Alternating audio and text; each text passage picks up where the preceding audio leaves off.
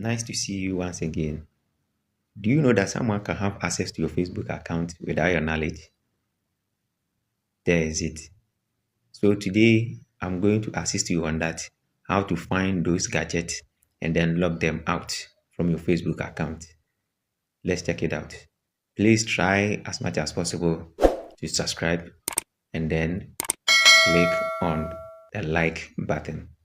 Thank you. Now on your Facebook page, you locate something like settings. Yeah, you see something like settings. You click on the settings, then quickly you move on to account. You will see password and security. Password and security. That's what I'm talking about. Password and security. Now, having done that, you click on it. Now, when you click on it, you see where you are logging in. Where you are logging in. Now, this is my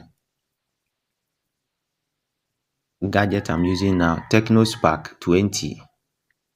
If you see any different gadget aside what you have used in logging into your account, it means someone is having access to your account.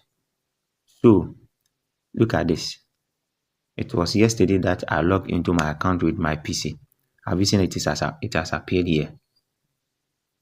So that's Windows PC. Windows PC. So if you want to see all the gadgets that are logged into your account, you press on See All. See All. This is See All. Now, have you seen it? See All. So aside all my laptop and then my phone, no other gadget had logged in on my account. So if you see any suspicious item aside what is here, it means someone is having access to it. So for you to lock that session off or that particular tool off, you just click on the three dots here. You locate the gadget and then maybe the three dots there. So if I want to get rid of my Windows PC, I'll just click on the three dots and you see what has appeared.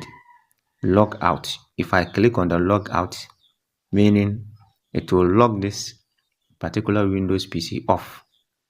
So he or she or that particular person using that particular machine will not get access to my account again.